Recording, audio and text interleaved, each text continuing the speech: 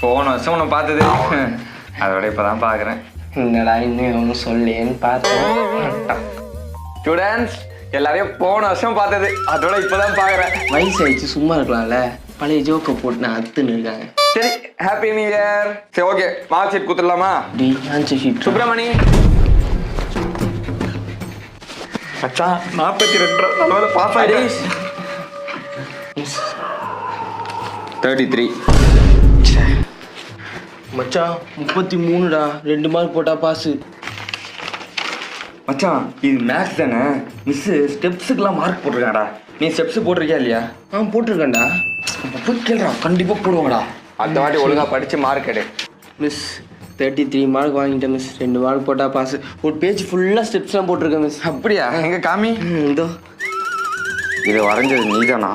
எண்ணி பாருங்க மிஸ், 18 படி இருக்கும். சபரிமலைக்கு ஸ்பெஷல்.